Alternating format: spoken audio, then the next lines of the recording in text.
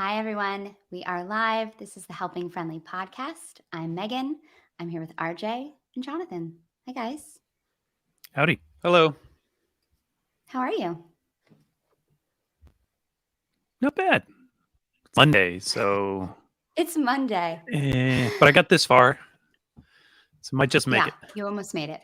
You're going to make it. My day started off like really crazy. At 6:15, I was taking my dog to the emergency vet this morning. So, Oh, Oh wow. gosh. yeah, I hope she's they're okay. okay. Good. She's fine. Apparently, this is like a reverse sneeze thing that sometimes dogs do. Have you ever heard of this?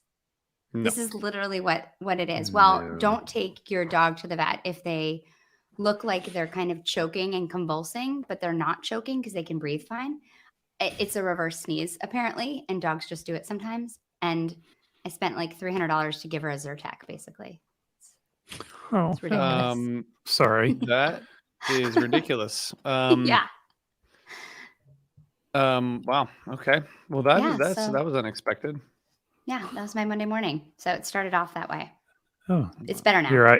Here I thought we were just going to complain about the cold because it's cold. No, I have more complaints. Yeah. Can't complain about the cold in the wintertime. That's just how it goes. Yeah, no, you're right, and it is to be expected, but it's still cold. It's very cold, but it's part of the season, Jonathan. I'm sorry to say, this is just how it goes. Yes, this is what happens in the fall, which is what it is. And that's kind of what our podcast is about. It's the weather. Mm-hmm. Absolutely. Yep. It is. Yeah. Let's bring on Justin Bruce, and we can really get into it, shall we? Is Justin? Are you backstage? I He's don't. here today. I don't think he's here today, so. but Damn. I do want to say before we start, we have a live show coming up in New York City on Sunday, this Sunday, which we announced a while ago, but we're just kind of like, telling everyone about it this week because it's this week. And Alex Skolnick, who's an amazing guitarist and a podcaster, and Karina Reichman and Scott Metzger, and a bunch of special guests are going to be playing music at the City Winery in New York. And we're going to be hanging out, and I'm going to talk with them as well. So you can go to osirispod.com/NYC for details on it. But if you're in New York, come hang out with us. Those are so cool and fun. I was lucky enough to get to host one, but I just love the whole idea of these things. And this one sounds pretty cool. Good lineup. Yeah, they're so fun. I went to the one in Philly at the Ardmore, and we had the best time. It was awesome conversation. RJ does an amazing job leading these great conversations and asking these really great questions that kind of answer things that you really actually want to know about. You really want to hear musicians talk about. So I'm excited about it. Hopefully I can make it. I'm going to try to come back early for my holiday. Thank you. Thanks for saying that. That's all I have. That's it? That's it. All right. Yeah. Thanks, everybody. Awesome. No, we have more. Well, we're going to talk about something that Jonathan's been dying to talk about today, right? He's just been texting us constantly, when can we talk about Goose? I just want to keep talking about Goose. So that's why we're doing this today, is because Jonathan wants to talk about the Tab Goose tour, right, Jonathan? I mean, sure. It's happening. It's happening. Here we are. And you got to hear us all talk with Always Almost There and Great Beyond, and now we're back to just us, just the three of us talking. But I think it's going to be interesting because Megan and Jonathan, I thought if we each have a couple kind of takeaways from the tour and some musical highlights, it seems to me that's that's the way to do it. I think that sounds great. Sure. Do you want to kick us off, RJ? Sure. I mean, I guess there's a couple different things here. I mean, obviously we talked about each show in detail. So I was kind of thinking broadly, we might've talked about some of this on the, on a couple of the recaps, but I guess to me, and I've seen Goose a lot and I've been watching Goose as they've been growing. And, I don't know, to me, they're so much more in command of the stage.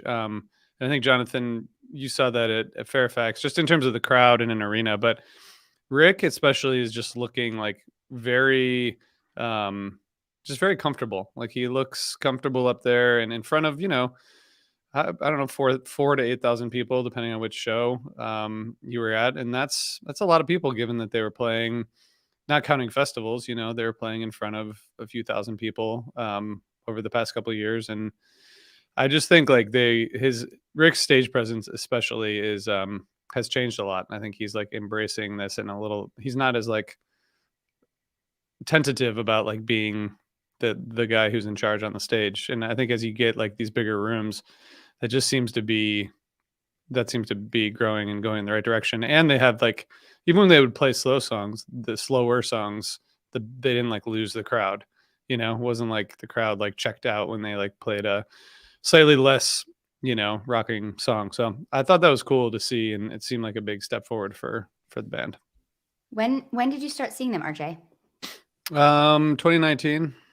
Okay, so you've seen them for a while. Yeah, and I've seen them mostly like at the 930 Club, and at smaller places and bigger places. So yeah, it's cool. It's just great. I think they're like, this was a really good step forward for them. I think in terms of like the size and how they're handling it. Well, it's a big deal, right? It's like when Fish went on tour with Santana, like learning what it means to have an arena show and all the different pieces for that. I kept thinking about that. Yeah, for me, it's different because the first time I saw them was Radio City Music Hall. And they're like, doing 2 nights there. And they seemed pretty in command. They had like the crowd completely, everybody was with them. But then it was, a crowd of pretty loyal people were really into Goose. So it was just a different experience. But yeah, I thought they did an amazing job commanding the stage. I mean, they definitely didn't at all seem nervous. And I think that like we talked a lot about this in the recaps, but having your kind of idol or mentor, someone you looked up to your whole career growing up, listening to their music, 2 feet from you, staring at you in that like crazy, intense, like adoring stare that Trey was giving Rick the whole night. Like that's a lot, that's a lot of pressure, and he delivered for sure. Well, I can't speak to Goose prior because this is the first time I actually saw Goose in person, but I did have some thoughts about a couple of things that you guys touched on. One is that transition, that rare opportunity where your idol actually becomes your mentor. Trey is, reaches out a hand, and he had already done that. He got the Radio City opportunity, and he showed up, knew their songs, and played, and that was huge. And then this, I feel like Trey is trying to repay the favor that Santana did for them, which is, Goose is already on their own building their following to the point where they're really on the cusp of these kinds of rooms that they played on this tour. Organically, they probably were about to get there in a lot of these markets, or next year or whatever. But with Trey's help, they easily sold out. Were these all sold out, or most of these were sold out? I know the one I went to was. I think they were mostly sold out. Mm-hmm. But easily got above the red line on all of these rooms. And in the one show I went to, what felt like a largely partisan crowd. So the room wasn't 100% full when Goose hit the stage, but you have all kinds of factors why. And I think the last on the list was people not being interested in Goose. I think it was, the combination of, first of all, 75% of the people are in the room when they come out.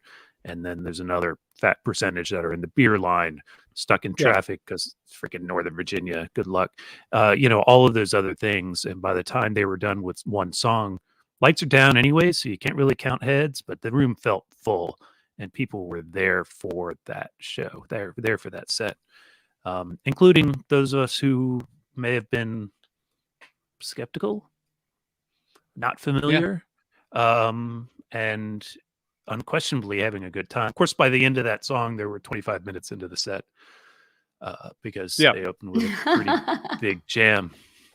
And that's not a bad way to turn on an audience. They do that sometimes. So those are my takeaways.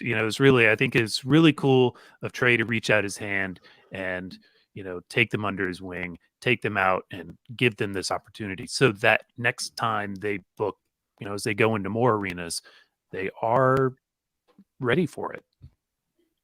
Before Megan, before you do yours, I just want to ask a follow-up, which is, do you guys think that, do you have any feelings about the fact that like this is 25 years into the time when other jam bands are playing and doing after shows and being around the Fish world, and like some of the bands that probably hoped that this would happen earlier or decades ago, or like why now, and should we think about the fact that like many of the bands in our scene kind of got left behind, and Goose got sort of like chosen, as it were?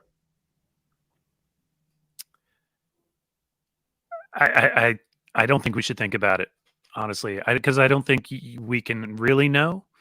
But the fact is, Trey likes this band. Doesn't mean Trey didn't like any of those other bands. Yeah. Trey's at a point in his life where this is how he wants to spend some of his energy and some of his capital, if you will. And I don't mean dollars. I mean whatever else I mean. And good for him to do it at all, because he could also just stay home or book whatever rooms he wants with his band only and do just fine. Yeah, I mean, I think he talked a little bit about it on stage, just said that when we met them, it was like just magic, like something clicked. And, it sounds like he had met them before Radio City, but then when they played together at Radio City, like I think that was a lot of fun for Trey. Like I think Trey really, really loved that. And I think there are things that are probably appealing to this. I don't know if we're just speculating. I think there are things that are appealing to Trey probably about Goose right now. The things that I think are like the best about Goose, they're excellent songwriters. And I think that Trey is, writing so many songs, right? I mean, he's always writing songs, but like, I think that that is interesting to him. I think he likes learning their music because the songs are good, and I think that that's something that he's probably inspired by. But I think it's more of like a chemistry thing. I think they just hit it off with these guys.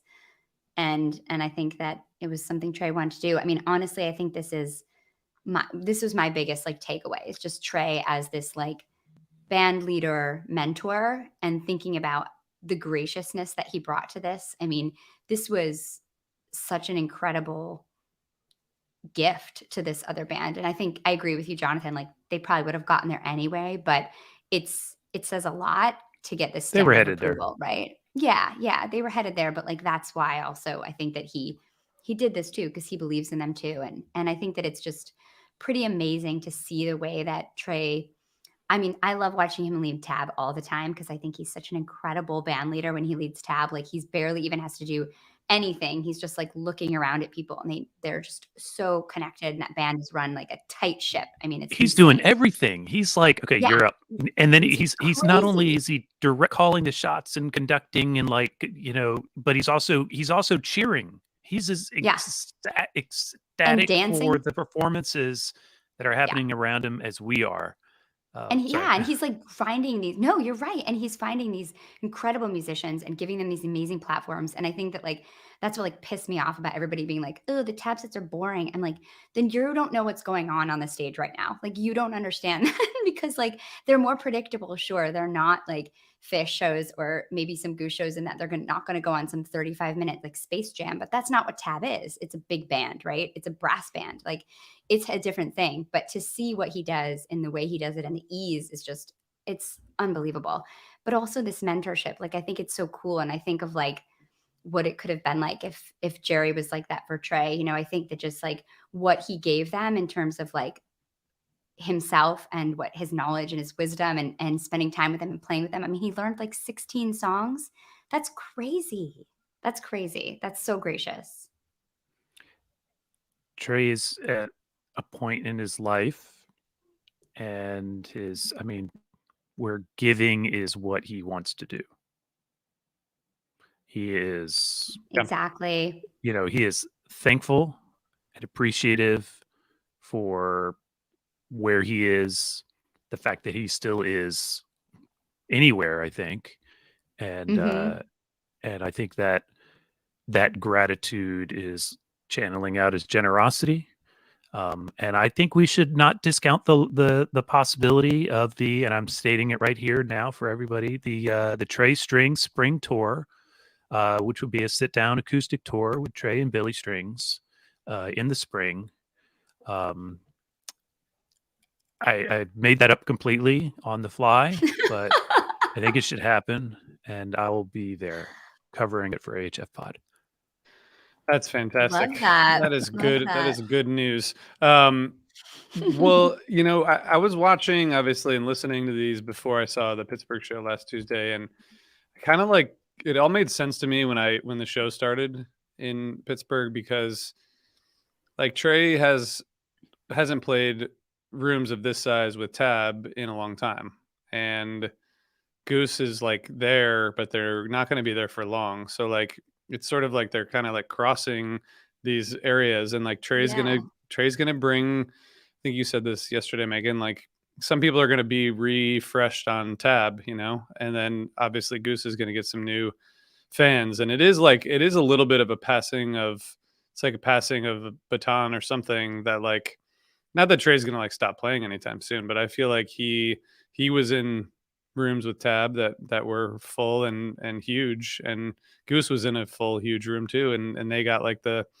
mentorship and stamp of approval, and it just like it was all very mutually beneficial, which I think is cool. Yeah, so cool and so much fun. I mean, the other thing that I took away was just like there was insane amounts of joy on stage every night. It was so infectious, and I think that that's one of the things that like going to see the show. I only saw one, but like being there in the room was just it was really awesome. Like the vibes were just so high, and I think that that kind of energy on stage really translates, and everybody there just has like an unbelievable time. I think that just the joy that all of the band members were having and seeing all these people who have never played together, like watching the horns come out and play with Goose was just like incredible. And just watching all these musicians on stage was just super awesome. I did enjoy hearing the horns with Goose. I don't remember which song it was in the first half of the tour where they came out and played with them, and at the end, Peter, was it? He said, we've always wanted to play that song with horns. And, it's pretty rad. Like, and like the first night when they came out, and I was just so like, it made me really happy to see them come out and start singing Wolfman's Brother on the first night of the tour, because it just like clearly they knew the song, right? And they were just It was like, now I'm on stage with someone who I admire, and it's cool. It was like it was just great vibes, all around. Jonathan, what else did you pick up from your show you saw? Big fan of Billy Strings. Did I mention that? No. I'm kidding.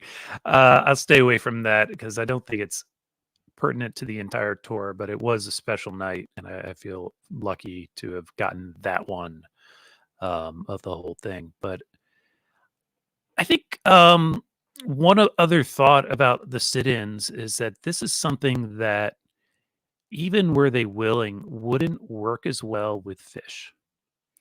I think Phish has a long history of kind of maligned sit-ins, if you will. We've talked about it on the show in the past. Definitely. Yeah. and it just doesn't, and I think they've talked about it. Somebody in the band, at least in the past, recent years, has talked about how sitting in with Phish doesn't work as well as what we saw on stage with Tab. Tab is a big band. Throw a couple more players in. I mean, we saw in Virginia, we saw all of Goose come out with Tab for Carini, and I think Carini is probably the perfect pick for that because it's by nature cacophonous. But it worked, and maybe that could work with Phish, but I just don't think it ever could, and I don't think they should really try. So I agree. It's kind of great to see. Yeah, and it's also fun to watch Trey.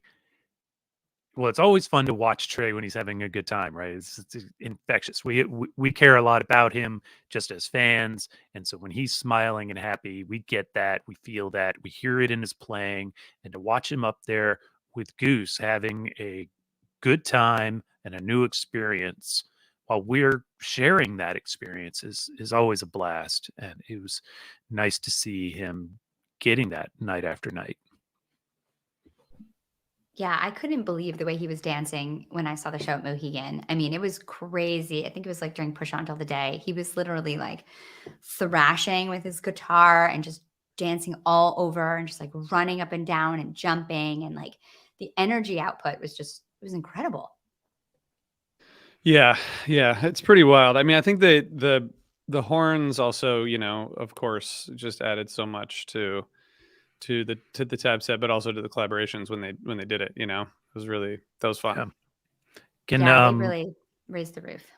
I want to point to like kind of the second half in particular of this comment here from Joe Bonanno.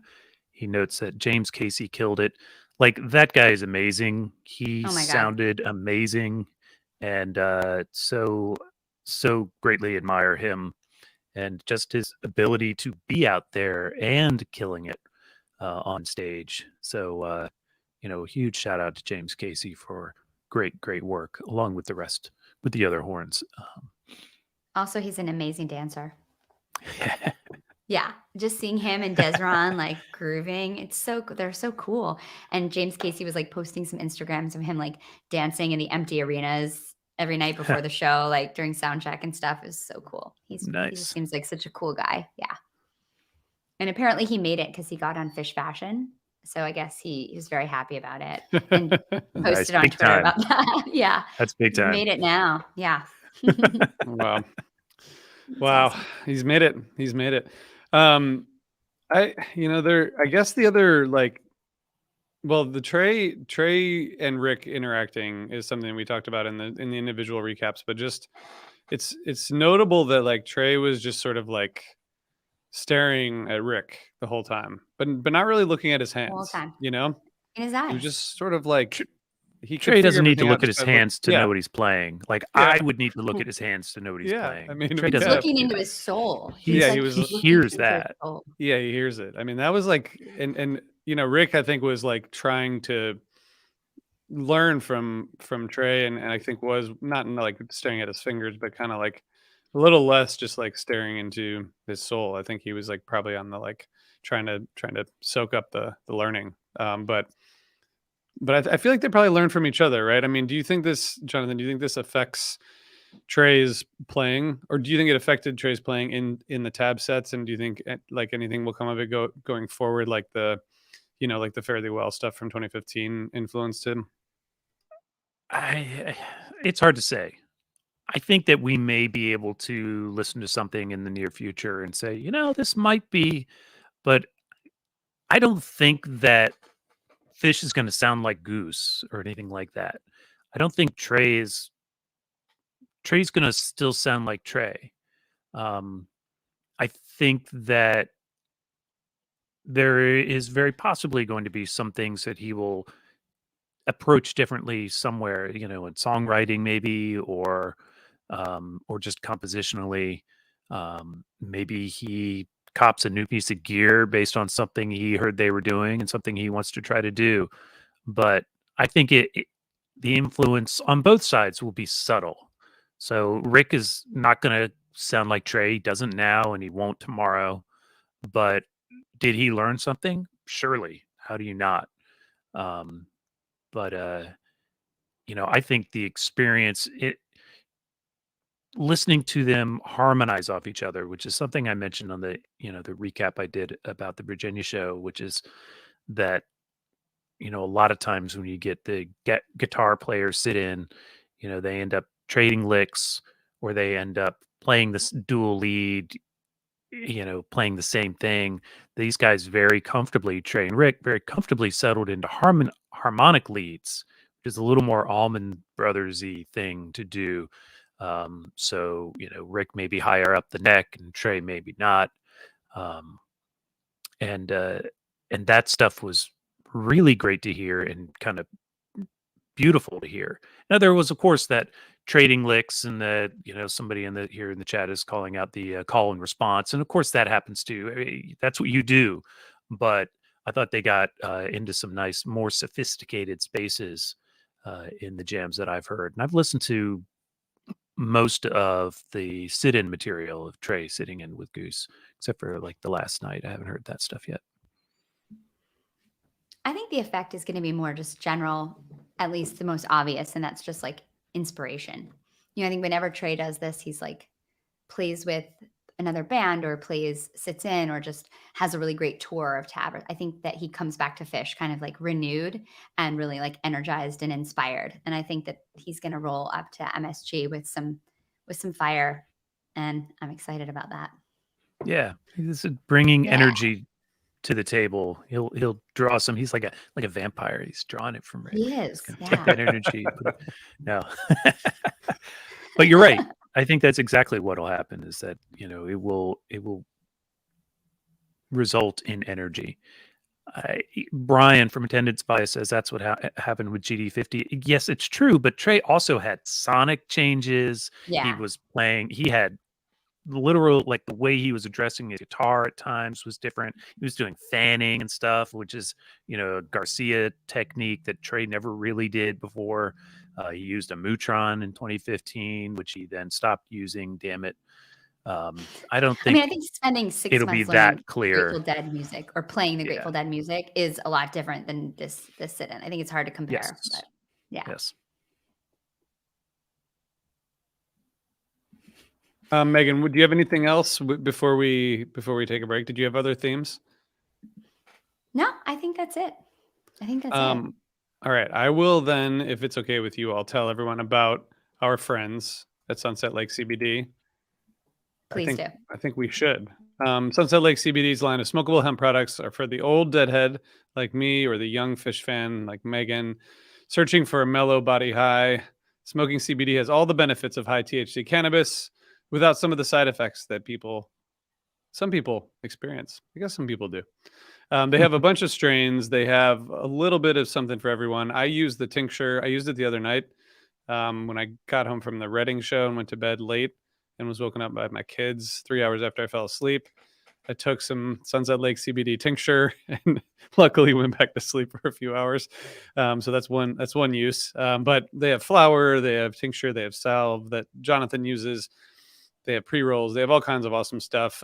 Check out sunsetlakecbd.com and use the code HFPod for 20% off all products. That's sunsetlakecbd.com.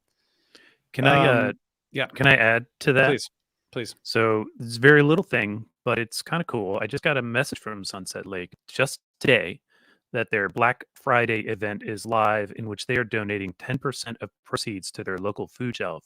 So if you're interested in picking up something from Sunset Lake CBD, use our code to get yourself a discount, and they will also be making a donation to their local food shelf. That's pretty cool. This is the kind of company that I like to do business with, and I wanted to shout that out. Thank you. That is really cool. Thank you, Jonathan. All right, Megan, what we're going to talk about music next. I have a bunch of music thoughts. Was there music? I do too. I think there were. Megan, why don't you start? Okay, this is really hard for me because I liked a lot of this stuff. This is like the first time I listened to Goose regularly. So I learned a lot, and I was actually listening to them the most just because I wanted to. I've listened to a lot of Tab. So for me, I was like really interested in listening to a lot of the Goose. So I have a lot, but I'll just start with some and then we'll go around maybe. But I really think that I'll start with Goose. Do you want to do Goose first and then Tab, or do you just want to do all together? That's a good point. Let's do Goose first, then Tab. That's a good idea. Yeah, okay. They were first. They were first. So we'll start with them. Yeah. So I think the All I Need from the first night in Portland is just like amazing with Trey. And that's probably their biggest jam, or at least one of them, of the whole run. And it's just a really great jam, and it gets out there and it's cool because it's like the first thing that Trey does with them, and it goes deep. It's awesome. Yeah, I think that for me, I have several highlights, but I think that night was one of my top like 2 or 3 Goose sets. Yeah, the whole end of the set is amazing. It's great, and I actually really, I mean, we had some disagreements from the Goose professionals on the podcast about the opener. Turbulence and the Night I Rays didn't like the and opener. Atlas Dogs. Yeah, you didn't like them either. I mean, to me, those are both great songs. I think the whole set just flowed really well and ended with, the All I Need is it's interesting that like, I mean, the jams kind of did evolve over the course of the tour, as you said, Jonathan, but I think that first night, like that All I Need jam is really kind of out there, even compared to some of the stuff that came later. I thought that whole set was really great. So I know I thought it was going to be like indicative of what they were going to be doing more, but then it wasn't really. Like they didn't do as many like long, super weird jams. So you don't want them to all be the same, right? No. But it's a shame. It's a shame to look back at the whole thing and say, yeah, the best one was the first one. But it is the one with the freshest energy. You know, they're so excited. This is the first one. It's like, oh, we got a whole tour ahead of us, but this is the first one. Here, Trey's out here. We're going to kill it. And they do a 22-minute All I Need. And I don't know what All I Need without Trey really sounds like, but I really like this one with Trey. I also kind of like the pancakes that followed. Yes, it was good. That was kind of cool.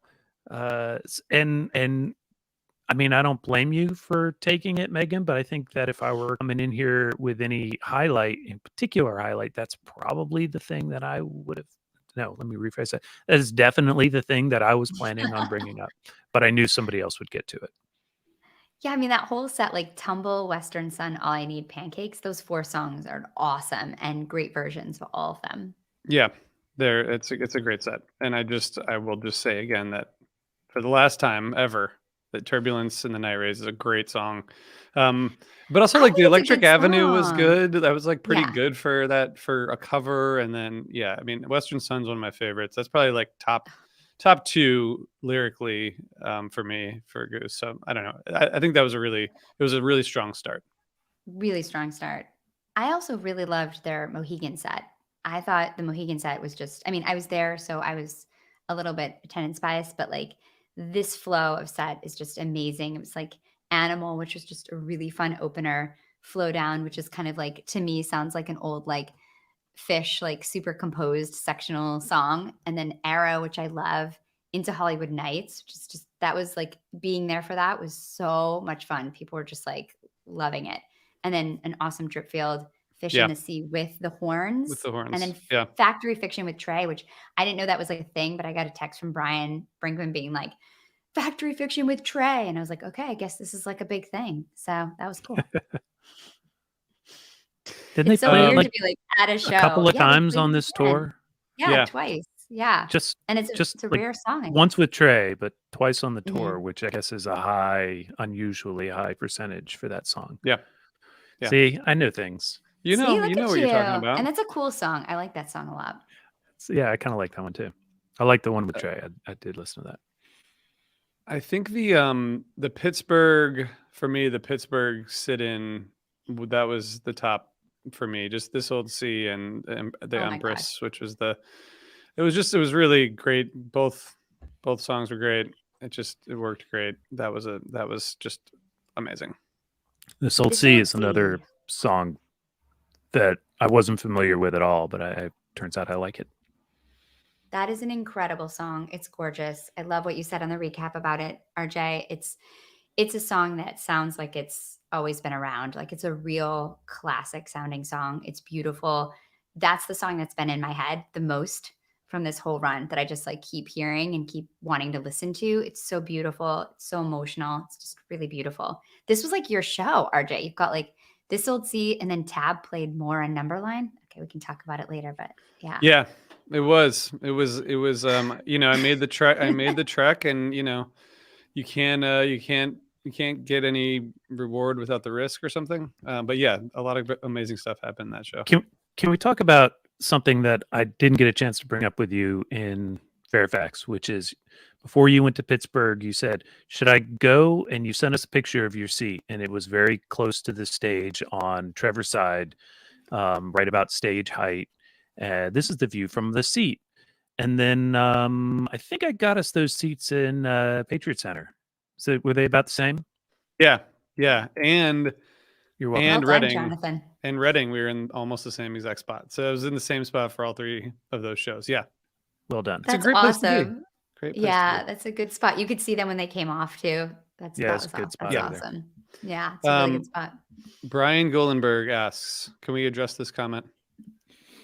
I'd like to know what it is that Goose has, so to speak, that's making them the next thing since sliced bread. I'm just scratching my head. I think they're very, very talented, just not understanding it. I got this, guys. And the reason I want to address this is because I am not the completely knocked out going on Goose tour fan of this band. You're not 100% But I like this sold. band. I'm not, probably not, but I like this band. David Miller actually has a pretty good answer. The songwriting and Rick's voice. And I will say that jam band fans often aren't getting the greatest songwriting in their jam band music. They also aren't always getting the best singers. Goose has those two things. Goose is not really writing the complex for complexity's sake jam band stock music. They're not writing the we're really white guys, but we play funkish music kind of stock thing that a lot of jam bands are doing. They're a band that jams. I'm not sure I would not lump them in as a jam band. Personally, I think that they are, I think that they have more in common with groups like, what did I say before we started this, Megan? The more like the National War on Drugs. Like more poppy. I mean, I don't think those groups are poppy. I think those are more the current flavor of indie rock. Maybe a little My Morning Jacket, but not. But with jams that are clearly influenced by jam band music. I mean, these guys are how much younger than Trey? We don't have to name numbers, but you have to figure they've been listening to not just jam band music to get to where they are, and it comes through in their sound. So I don't say any of that to denigrate any other jam bands or what have you. I just think that they have a charm that is grabbing people who are looking for something else that they're not getting at Fish, or at the jam band du jour. Or that they're not getting it either too, just that they like this too, right? Like they just like Right. this too. Well, that's the thing. It's like they're not getting it at Fish. Doesn't mean Fish is bad because they don't do it. It means that they also like this. Mhm. And I think that's great. Now, do I think some people are going a little off their heads on it? Well, yeah, but people think that we get a little off our heads on Fish. So I guess that's fair. It's fair. I mean, I'm definitely like, I'm pretty sold. Obviously, I've been sold for a long time. I think I've been sold since like, mid 2019, but yeah, you were trying, like, pushing me to go see them when they were supposed to be in Richmond in April of 2020. I'm just saying, man. Would have been my first I show. really like them too. I just want to say, Jonathan, that I agree with your reasoning. I think it's like all about Rick's voice and the songwriting. And I got in a large 100%. argument with our friend, one of our friends, or one of our mutual friends who loves arguing about stuff. That like they are more reminiscent of an indie band than a jam band, I think. Just in terms of songwriting, not in terms of the sound. Like in terms of the sound, of course, they sound like a jam band when they jam because they're a band that jams. Well, I mean, they've got a adjunct percussionist, and the guitar, keyboard, bass. I mean, with 6 strings, or is it 5? I'm sorry, Trevor. I really like Trevor's bass playing. By the way, he is also one of the key differences in the sound. He is not slap flailing on his bass. He is very steady bottom end. Yeah, very cool sound. Good player. Oh, I haven't heard this. Jim D. I like this. No, John. it's new. Jim it's D. new. No, I don't know that one. Megan, what do you think? Why people are into Goose? Yeah, or anything to add what Jonathan said? I mean, or to take away if you like. I'm not going to take away. I only can talk about why I like Goose. I mean, I like Goose because I started listening to them because my family was sick of listening to Fish when we were in quarantine. And so someone sent me Goose and they could tolerate it better. They just could. So that's what I would listen to when I cooked dinner.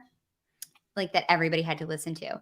And so I started to feel like it was just more palatable, kind of jam adjacent music, if you don't want to call it a jam band, Jonathan. And then I just You can started call getting it into whatever you it. want.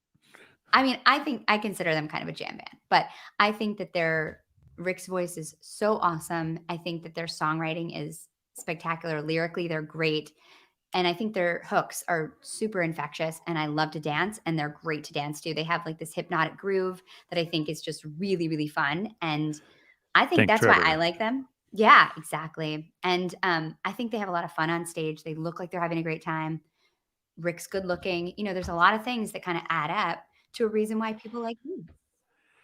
Can I take a second also to shout out something I noticed while I was watching these guys that I think is interesting and a little different from a lot of groups, but not every group, I'm sure. I noticed that Trevor and Rick, and I think I saw it on Peter's rig too, they are controlling their monitors themselves. So if you look at like Trevor's mic stand, go back and look at your pictures or whatever, and you'll see this little box that's halfway up the Oh mic yeah, I stand. saw that on Yeah. Rick's too.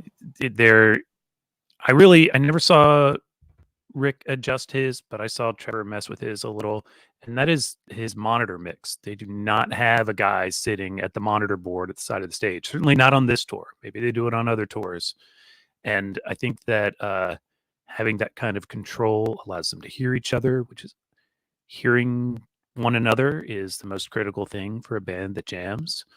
And so they've got that dialed in. And I think what's most interesting about that, aside from the kind of tech geekiness, is that they've got their shit figured out, which is why it's working for them. Nobody wants to go see a band that spends half their time going, "Hey, could you turn it?" Yeah. Hey, turn Yeah, him no, up. they're all Nobody really wants to good see that. musicians. Yeah, they're all very, Yeah. very good musicians. Yeah. One maybe lost to the pandemic. In December of 2019, Tom and I interviewed Ezra Koenig for Vampire Weekend, and he was talking about the band, and he talked about adding a second drummer, and I said that immediately makes you a jam band, because it's true. And I just want to tell you that I'm on that. We asked Taper's Choice when they were going to add a second drummer. Yeah. And what they say. When we were in Denver, they laughed because it was a comedy joke. Awesome. What, Megan, do you have anything else in terms Okay, of yes. I music? do. Okay. I have Yes, more for please. Goose. Okay, so Okay. I just want to say too, well, a couple things, not just that the Hunger Site, when Trey plays Hunger Site, that is like so emotional when he rips that like kind of like one rip, that like lick that comes out of the right before the kind of jam part of it. It is so incredible. And hearing him do that is like, he did it at Radio City and he did it on this tour again, I think in Fairfax, right? The night you guys went. Yep. That is really a special moment that like I'll never forget hearing that live. And I think that's cool to hear. Really, really cool. There's a lot. The Rockdale in Reading was like unbelievable with Trey. Yeah, You were I mean, there, right? I RJ? have a attendance bias, recency bias, like all the different kinds of bias. But the Reading, the Dripfield, Rockdale, the El Mag, the Wise, Hot Tea. I mean, that was just amazing. The whole Goose set was great.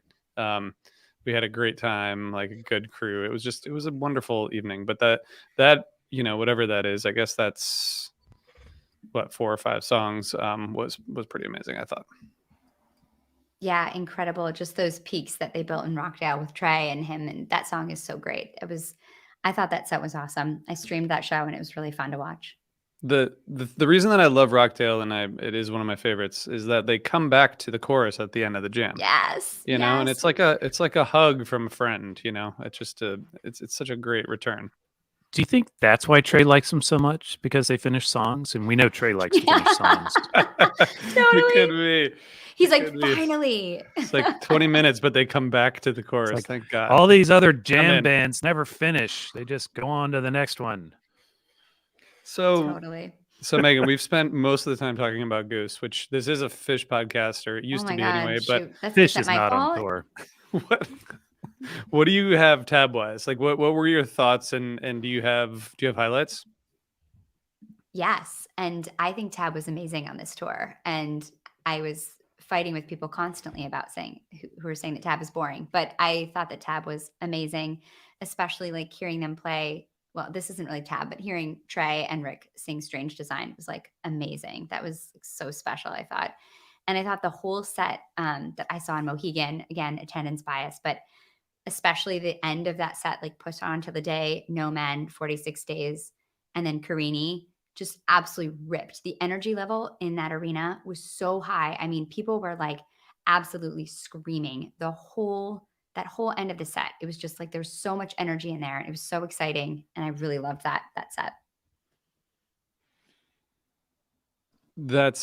I thought the Lowell set was the best kind of overall Tab set, and that's the one with the acoustic stuff. It was very balanced. There was like there's the acoustic stuff, and then there's the jams, and yeah, Trey kind of like telling the story about 97 and then playing those couple songs. He said I think he said it was 25 years to the day since they played there, which is not at all Not accurate. true. But Yeah. I know from recent conversations that his dates can Yeah. be a little bit off, but it doesn't matter. Yeah, the thought that counts. he had other things on his mind. The date tracking can fall to nerds like us. Yeah, exactly. That Jonathan, set what that about you you? guys saw with Tab was crazy too. Oh yeah, it was. They were all really good, and I agree that like the whole Tab sets were really fun.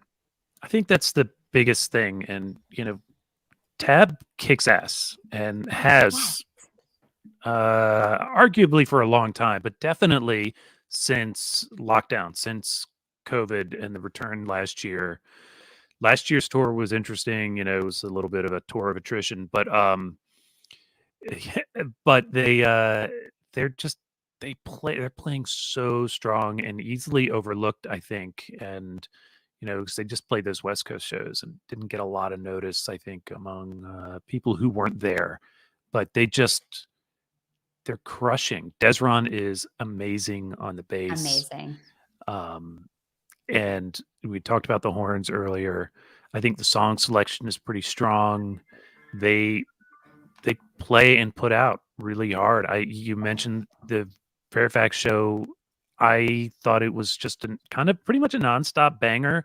We were lucky enough to get Billy Strings there that night, and I know I said I wouldn't go into that too much, but come on, no, but so go into great. it. Tell us what you're. Please go into it. Yeah, well, I'm I want a to hear fan, it. right? Everybody always hears me, hype the bluegrass songs every time we talk about an old Fish show, and I'm a bluegrass fan. And I saw Billy the night before, and I talked about this on the recap, and I'd been hoping he would turn up for this show for a while because I knew he had the night off just right there, and sure enough, there he is. And Trey gives up the mic and the stage to Billy to do a song. And I think everybody, when Billy Strings came out, I think there was definitely a fair number of people who were like, where's Rick? Why isn't Rick out? Trey's basically giving up even more of his set so that Billy Strings can not just be out there, but lead the band.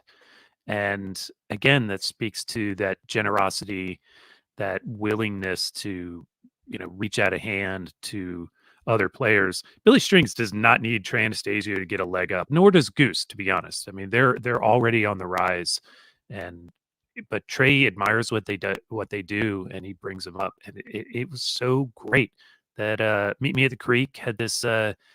It has a bit in the end that is reminiscent of Tweezer Reprise, and they just went for it. Trey starts playing the lick. Come on, it's so great.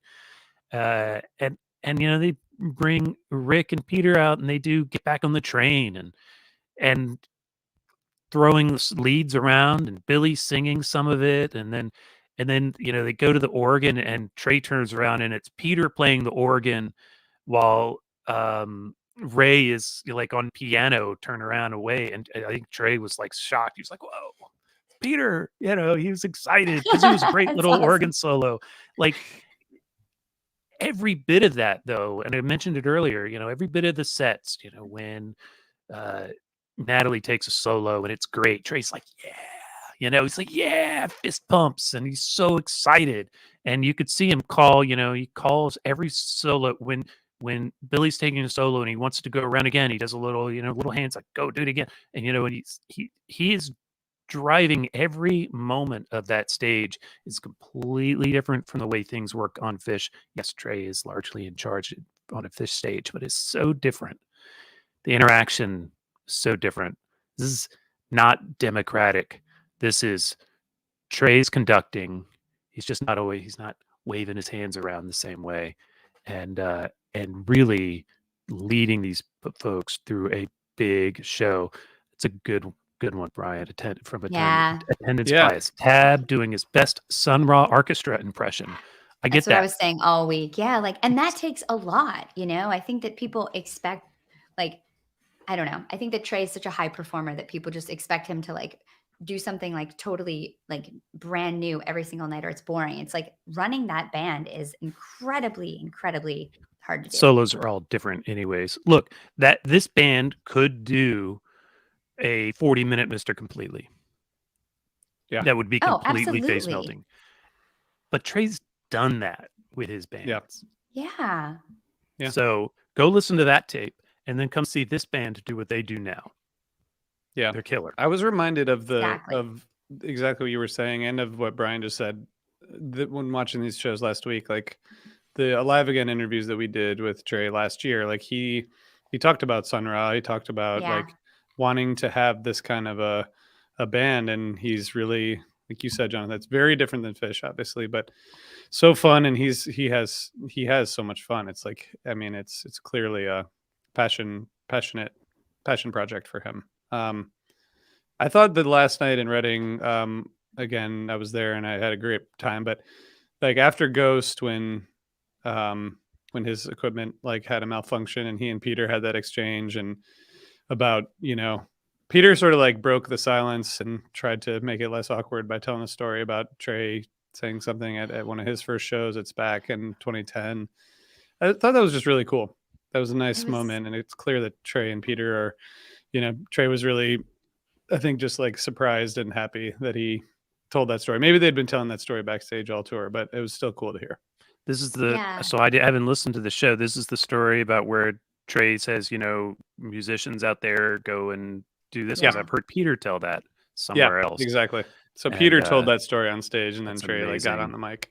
And then during the next song, which I guess was Hey Stranger, he was like, "Hey Peter, show everyone out there how awesome it is to be playing in front of an arena crowd and take a solo." And so like, it's just, there was some like nice interplay that was just like a nice, it was just really cool. The banter was awesome on this tour. And then can we talk about how the show ended? Because I've seen the videos, and maybe you could, like you probably talked about it on the recap, but I think this is kind of indicative of what this tour meant to all the people. Like I know there was some mention on one of the shows about like the massive crew. Like they had and you could see it during the changeovers. There were 30 people on stage, moving gear off, moving gear on, and all that. But you know, this show ended with a little, I don't want to say parade per se, but they were all jamming at the front of the stage and down off the stage and everything. I think that really shows this like great collective unity, this like great like bond this group has just from this short little tour. Totally. I feel like the show of life, which is so like, you know, I think Trey plays that when he's in his feelings. And then they've got party time, right? And Trey says like, let's keep this fucking party going. And they play party time, and it ends with like this conga line off the stage. I think you're right, Jonathan. Like, this is like good vibes. It was great. It was so fun. And they did a little parade off the stage. It was great. It was a really good way to end. It could have ended well with Llama, or ending with Show of Life would have been a little strange, but they could have just played another song after Show of Life. But it was cool how they all left the stage together, you know, playing music. So that was cool. At least it didn't end with First Tube. So did every other show, I think. They opened with First Tube in Virginia, which I feel like that was for me, because I think that song should be an opener or omitted. The Carini and at the end of the Fairfax show with all the guitars, that was what a wild. blast. That was wild. That was really They wild. ended the Mohegan 4 Punch. I drummers, like that too. 2 bass players, Right. 2 keyboard just- players, 3 great. guitars, and a It was That was horn section. awesome. I'm happy. I'm just happy. I'm happy with how it went. I think Llama was the best song of the tab sets that really like summed up the whole thing, because like everyone got a solo, and then like, you know, Rick got to play the riff, and then like, you know, but James would solo. That was just like really cool. That was a cool cover. Or not Super cover. successful. It's Song. a cover. It's Yeah. a song by some other band. Yeah, I forget who. Yeah. And then they got to yell. James Gang. Then they got to yell to Goose, right? Yeah, So. exactly. And hopefully that's the last time we have to hear that word. Yeah. Yes, exactly. as of do you think they're right going to now. tour again? Yeah. I You don't think know. they're I mean, gonna I do it don't think. again? I think they're not done collaborating. I would assume. You know. Yeah. I would just assume. I don't know for sure. I guess I won't rule anything out, but this tour's been done. So what happens next is maybe something else. I mean, you know, from the way that these guys I think both bands, but definitely Trey, like he doesn't really like to look back. He's going to be on to the next thing, you know. I just hope they collaborate further. I hope they write songs together or do something together, because it's a great collaboration. I think that, you know, in the future when Trey and Goose are both at Peach Fest or Sweetwater or wherever, Bonnaroo or whatever, you can call that sit-in a lock. And you can say the sit-in with Trey, which rarely can you call that a lock. You could say that was probably a lock when those things are happening. Will they do more together? Who knows? Maybe they'll back him up on an album. Maybe he'll call him up and say, let's do a record together. I just made that up. But that happens after the Trey Strings tour in the spring. I like all this stuff you're making up today, Jonathan. This is great. What have I got? I mean, this is what podcasting is all about. Yeah, exactly. Saying stuff. Manifest Do you think stuff. I know anything here? Saying stuff. Well, I do want to say we have decided as a team that we're gonna go back to our once a week cadence. So we'll be back next Monday, and because of the holiday anyway. But that's what we decided, right? Am I Yeah, wrong? I think so. Yeah. Until Fish goes back on tour, and then we'll be around. And more then we'll than people beat want us ourselves to be. death trying to cover it. Yeah, exactly. Then we'll I think die. I think we have covered this tour. I would say extensively. Yeah, every day after. Even I showed up to talk about it once. Unbelievable, man. It's great. Amazing. Seems like a lot. I'm glad we got to hang out. I was next. Are we going to talk about for the Fish whole next show week? in Fairfax? Yeah, we have to. Nice. I mean, that's what that's what our contract says. I don't know what we're going to talk about. You wrote it. Yeah, I'm ready to get this Fish back on. Put this Goose to the side.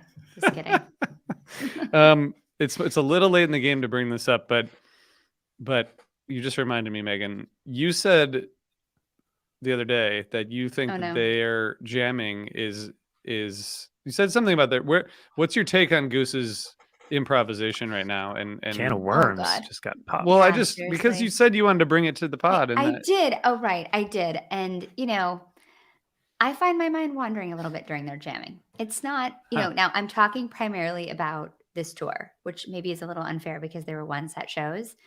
But this is the most concentrated and like consecutive time I've ever listened to Goose. So I feel like I just was in, I don't know. The stuff I liked was the stuff that Trey was on the most, but maybe that's what their biggest jams were. But yeah, I don't know. I just find maybe it's because when I listen to Fish, I tend to kind of, I don't know, I have more familiarity with like themes or where things might go or how things might sound or who might do what where.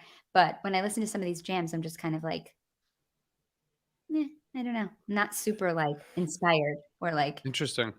Yeah. So if you want to send me some jams, that's how I felt about 2022 Fish. Wow. So I guess here we are. And what are we gonna do now? I think the Drip Field from Reading without Trey was a very good example of their. Okay, I know what you mean. The Madhavan, right? The Madhavan. Yeah, How do you say Madhavan. Yeah, someone told me that was really good from Glens Falls, I think. Okay. Yeah, I'll listen to that too. I mean, but I know it's also like you're putting together these one set shows, and it just seems a little bit. I mean, it's obviously a different approach, right? Ryan will send you. I mean, there's no question. Yeah, and Brian from Attendance Bias feels the same. So there you go. That's why we're friends, Brian. I can't weigh in on this. I'm ADHD. My mind wanders. In fact, I was thinking about something else during the whole conversation. So. I think that you haven't heard a word we said. Oh no, I heard it. The non-Trey sit-ins, the non-Trey songs. I think the Madhavan, the Dripfield from Reading. Those are probably the two main. I actually really liked the Arrow opener from Fairfax. I think someone yesterday said it didn't go anywhere, but I thought it was great. I like that. I mean, it was very like they build peaks. Where was it supposed to continue to build peaks? I don't know. Somewhere else. I don't know, but it's not going where I expected it to, maybe, or I don't know. Enough. I don't know. I'm just like, trying to feel how I feel. Like, and I don't know. It's good. Maybe that's what it is. No, don't make excuses for yourself. I want you to be just speak your truth. That's my truth. Yeah. Someone can school me Megan on Goose, and then maybe I'll learn. Goose jamming. That's our headline for the episode. Fuck. Don't do that to me. No, don't do that. You won't get hate mail. Don't send her hate mail. Just kidding. Send it to RJ, and he'll. Nobody uses mail anymore. Don't worry. Okay, right. Send a self-addressed stamped envelope, and we will fill it with hate mail. And send it back. Jonathan, do you have any thoughts on that on their jamming, or you're just kind of like, do you feel not familiar enough to comment? I don't think that I don't think I have a strong stance either way. I've enjoyed some of their jamming.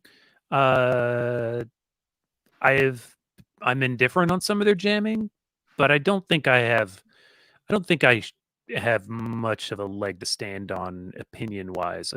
Megan's listened to far more than I have at this point. So that's what I got. That's fair. I think that's fair. I think you probably agree with me, but that's fair. I might. I'm just kidding. I just need someone to back me up. All right. Well, I think we did it. We all agree with each other, sort of, on some stuff. This was fun. We agree that we did it. That's true. That's true. Very good point. So we will be, I guess, Megan, Jonathan, we'll be back next Monday, and we're going to talk about fish again. Yay. Okay. Can't wait. You think we should do that? Mm-hmm. I think we should definitely do that. All right. Well, I don't, it's with Undermine going all in on 97. I mean, I guess, I'm not going to I just want to throw this out there that it might make sense to talk about the 11/28/09 show from Albany, because it'll be on the 28th. And that show has some of the best jamming of the early 3.0 era. I'm just as a thought. I feel like I saw the show prior to Thanksgiving that year. Wasn't there a show in Philly right before Thanksgiving? Brian wants us to. It's not the one that Brian is talking about. This is on the Saturday of Thanksgiving. Killer show. Yeah. So I saw the Wednesday show. Yeah. That was Wednesday. And that was, boy, that was a drive home. I bet. That actually, I just looked at it on Fishnet. That's one of the lowest show ratings I've ever seen. Wow. 2.7. We should do that one. That's pretty low. They did do Oh Sweet Nothing though, right? They did Encore. Yeah. That was awesome.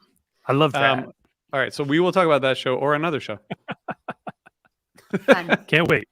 We'll figure that out amongst ourselves and we'll let you know. All of you next time. But you should listen to that show anyway. Okay. All right. Are we done, Megan? Did we do it? All right. We're done. Thanks, everyone. We'll see you next week. Okay. Bye.